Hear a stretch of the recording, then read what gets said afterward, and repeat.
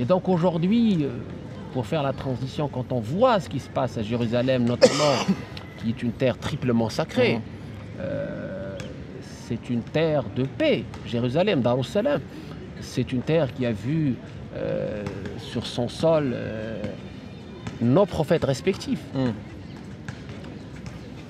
Qu'est-ce qui se passe en ce moment? Est-ce que l'humanité a très vite oublié qu'on était des humains, qu'on était liés par ce pacte de Dieu?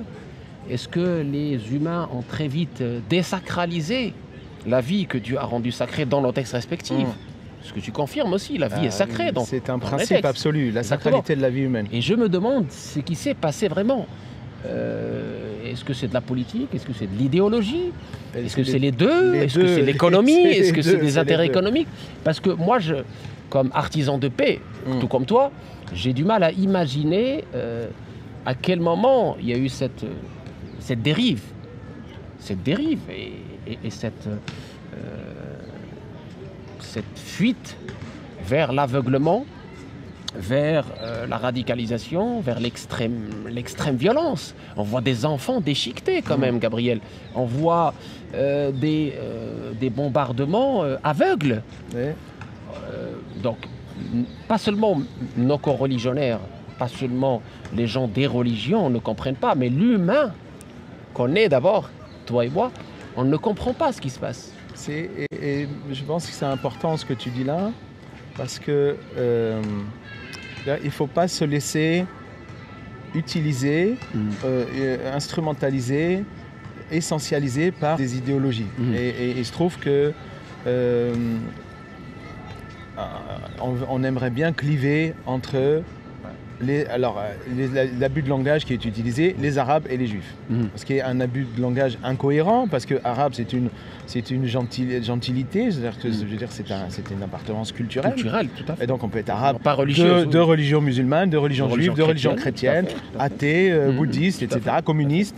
Et en même temps, juif c'est une religion, donc on peut être... c'est pas une nationalité, et israélien c'est pas l'exclusivité, c'est-à-dire c'est pas exclusivement juif. Il y a des Israéliens athées, des Israéliens communistes, des Israéliens musulmans, et le sémitisme, on est tous les deux sémites. Et tous les deux on est sémites. C'est celui qui est raciste. Le vieux terme antisémite, c'est un terme parce qu'à l'époque en Europe, au 19e siècle, les seuls sémites qui étaient, c'était les juifs. Donc antisémite, ça voulait dire contre les juifs. On existait, mais on avait une existence un peu moins remarquée, on va dire. Voilà. Malheureusement, le vocabulaire actuel tend à sortir les mots de leur sens originel, comme le mot radical, radicalisation, qui ne veut plus rien dire, qui est utilisé pour dire extrémiste en fait, le mot antisémite pour dire contre les juifs, etc. etc. Donc on est dans des dérives sémantiques ici. Mais c'est vrai que on a besoin de dire ici non. Nous, on est proches. Culturellement, quand on est par exemple, nous deux, d'origine nord-africaine, notre culture, on partage la même culture, comme tu dis, la nos même grands-parents parlaient la même bien, darija. Voilà. Je t'ai vu écrire aussi, c'est magnifique. Écrire l'arabe avec les calligraphies, c'est magnifique. C'est une ouverture incroyable. On mange les mêmes couscous, les mêmes tagines. On fait nos mamans, elles font les mêmes gâteaux, etc. Donc, et on a toujours, au moment de nos fêtes respectives, on a toujours offert des plats et des choses comme ça. Donc, un respect incroyable. Il y a vraiment un héritage commun et qui malheureusement avec le temps, avec les clivages politiques, la colonisation, les idéologies du XXe siècle, le nationalisme, les idéologies, le panarabisme aussi, religieuses, islamistes, etc., qui instrumentalisent un petit peu tout ça. Finalement, elles ont réussi, elles ont essayé en tout cas de cliver, et c'est vrai que nos jeunes qui n'ont pas vécu cette fraternité à la base, ils se laissent avoir des fois par ces discours, cette idéologie, ce lavage de cerveau un petit peu. Et donc nous, on devrait délaver le cerveau ou bien le relaver vraiment dans le sens contraire et mettre de la spiritualité et remettre de la lumière et remettre du discernement et remettre la première chose, c'est l'humanité, l'humanisme. Parce que nos traditions spirituelles, elles sont basées sur la qualité humaine de l'être. Nous sommes les créatures de Dieu. Tout à fait. Et donc, cette lumière divine que Dieu a insufflée dans l'argile, pour faire. Exactement. Et ça, c'est avant. Aussi, il lui a insufflé de son esprit. C'est bien ça. Il a soufflé dans son nez, dans un souffle de vie. Et donc ça, c'est pour ça que nous, chez nous, dans nos sages, nos rabbins, il y a 2000 ans, ils posent la question, ils disent pourquoi Dieu il a créé l'humanité à partir de Adam seulement, un seul père, pourquoi il n'en a pas fait plusieurs. Il dit afin que personne ne puisse venir dire mon père est plus grand que le tien. Donc c'est pas parce qu'on a des généalogies, Ishmaël, on a Abraham, etc. Oui, mais tous les êtres humains ont des patriarches, mais tous ces patriarches ils descendent tous de Adam. Donc personne ne peut dire mes ancêtres sont plus importants que les tiens, donc mon humanité est supérieure à la tienne. Personne ne peut dire ça. Et donc surtout pas, et ça c'est la base, ça c'est un principe dans le judaïsme. Donc nous, qui sommes-nous pour dire nos vies valent plus que celles des autres. Ça c'est ce que le discours sioniste israélien essaye de faire avaler. Oui, alors, parce qu'il y a eu un pogrom, le bras armé du Hamas et certains Palestiniens de Gaza sont venus massacrer les Juifs, alors ça donnerait le droit de massacrer en retaliation les habitants de Gaza. Non, c'est nulle part la religion elle permet ça, non. Et là, vraiment, je pense que heureusement, il y a beaucoup d'Israéliens aussi très humanistes qui s'élèvent contre ça. Et même, c'est ça la tragédie un petit peu, c'est que ceux qui ont été attaqués lors de l'attaque du Hamas étaient des gens de gauche, étaient des gens qui militaient pour les droits des Palestiniens.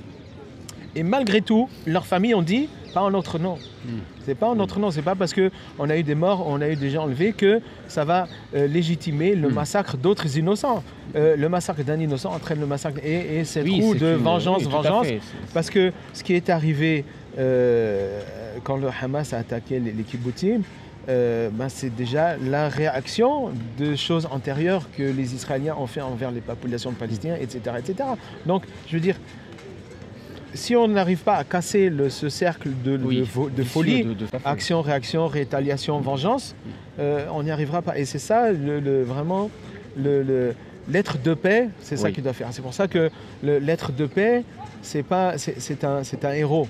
C'est quelqu'un qui est héroïque, c'est quelqu'un qui est courageux. Qui sait dire non à l'horreur. Exactement, qui sait casser le cercle, qui dit oui, c'est pas parce que c'est arrivé qu'on va se venger. Non. La vengeance appartient à Dieu, la justice appartient à Dieu. Nous, ce qu'on doit faire, c'est faire la paix dans ce monde. Pardon. C'est tout à fait cela. Donc, ça, vraiment, je pense que ça fait écho quand tu as parlé du judaïsme et de la création adamique et de cette magnifique genèse à partir d'argile. Ça me rappelle la parole prophétique, la fadla. C'est très important. Vous êtes tous d'Adam. Adam a été créé de terre pour nous rappeler notre humilité, notre condition initiale. On n'a pas à être dans cet orgueil et à se croire au-dessus des valeurs, au-dessus de notre genèse finalement. Et se dire il y a un élu et un moins élu. Tu vois, c'est un discours qui nous a menés à chaque fois vers la perte. Les nazis, la base de leur idéologie, c'était ça. Nous sommes le peuple élu. Oui, la supériorité. Exactement. Donc, à chaque fois qu'il y a ce sentiment d'orgueil, s'ensuit malheureusement dans l'acte ces horreurs qui n'ont pas de nom et qui déshumanisent notre humanité et qui désacralisent l'âme humaine innocente que Dieu a créée et qui est sacrée dans nos religions respectives. Ce que tu disais sur la violence, ça c'est très important parce que c'est quelque chose que j'ai une crainte dans la société moderne avec le discours d'une certaine partie politique extrême droite raciste. Actuellement, le discours qu'on entend contre les musulmans, c'est le même discours qu'on entendait contre les juifs dans les années 30. Merci de l'avoir signalé. Ça, je veux le dire. Je la signale. Non, moi je le dis parce que nous, on l'a subi. Oui. Et ça fait très peur parce que quand on te dit la France aux Français, c'est à nous. C'est-à-dire que quoi, tout celui qui n'est pas blanc, pour eux, c'est tout celui qui n'est pas blanc. Voilà. Donc, c'est-à-dire celui qui n'est pas blanc, mais c'est les gens qui ne sont pas blancs, ils sont peut-être nés en France depuis 2, 3, 4 générations. Donc en quoi ils sont moins français qu'eux? Et s'ils arrivent au pouvoir, ils vont en faire quoi? C'est un petit peu le dilemme que les nazis se sont dit. Voilà, on a ces juifs, on n'en veut pas. Qu'est-ce qu'on en fait? Bon, finalement, on va les exterminer. Hein. C'est peut-être mieux que de les envoyer. De toute manière, si on les envoie, quand on arrivera là-bas, et le problème sera toujours là. Donc, le but.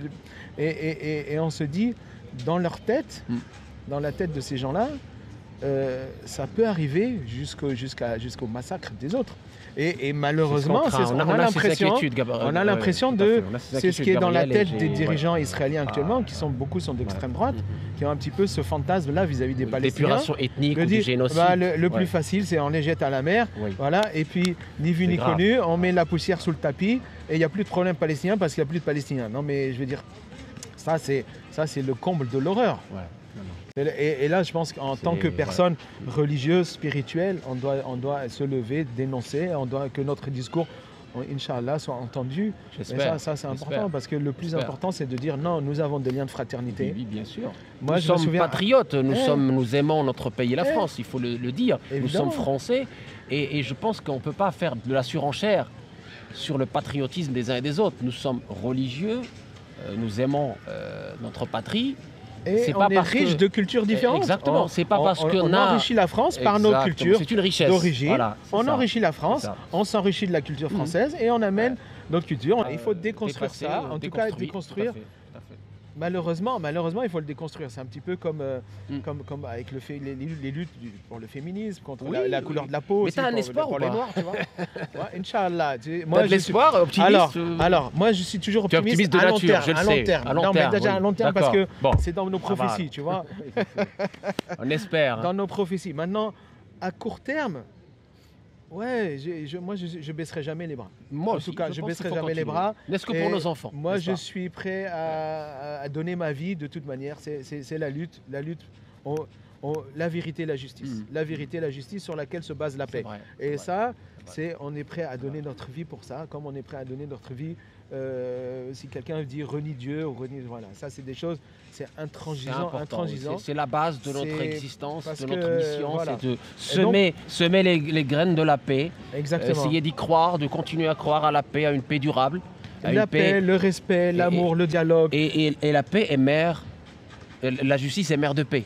La justice c'est la vérité. Oui, la justice et la vérité sont les deux parents légitimes de la paix. On ne peut pas penser à une paix si on continue dans la discrimination, dans le racisme, dans l'antisémitisme. La paix, ce n'est pas l'absence de violence. Bien sûr. L'absence de violence, par exemple, là actuellement en France, il n'y a pas de violence. Donc les gens croiraient qu'il y a une paix. Je comprends. Il n'y a pas la paix parce que socialement, on est encore dans des injustices sociales, raciales, économiques, etc. Des discriminations. Etc. Donc toutes ces injustices-là, en fait, elles couvent.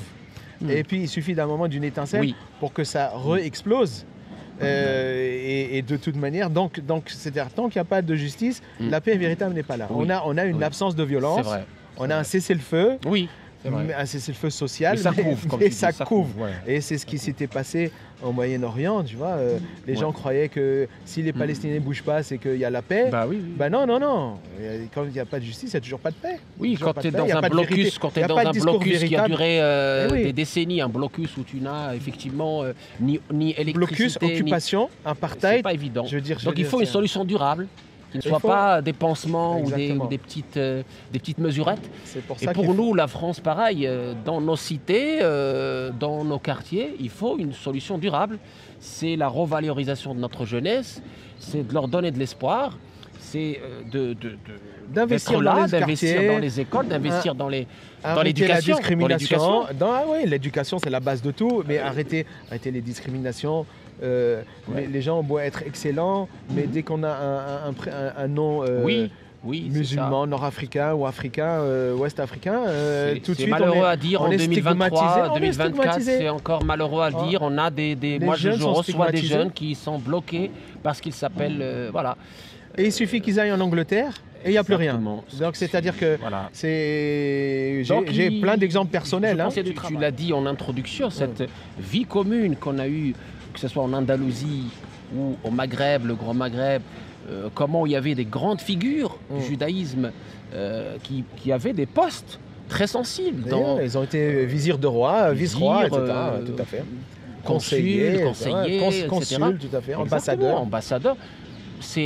voilà, on s'était décomplexé, on était des humains et on regardait la compétence de la personne et les valeurs de la personne. Au-delà de ses convictions religieuses, on regardait ses valeurs humaines. Et c'est ça qui pilotait la décision, qui pilotait la fraternité humaine au sens large et qui faisait qu'on s'entraidait et que ça marchait bien.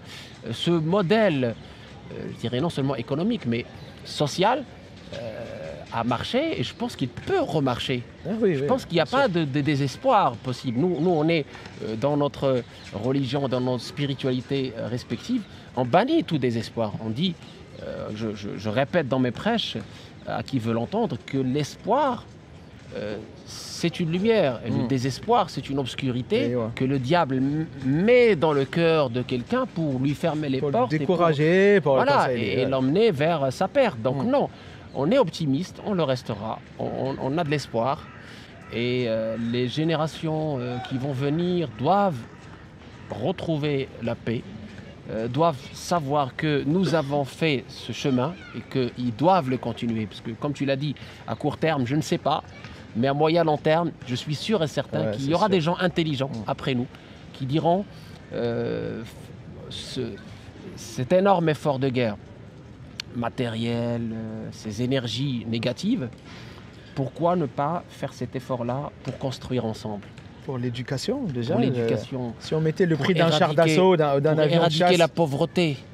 On est à Paris, il y a encore des gens qui passent dorment dans la rue dehors en plein mois de décembre.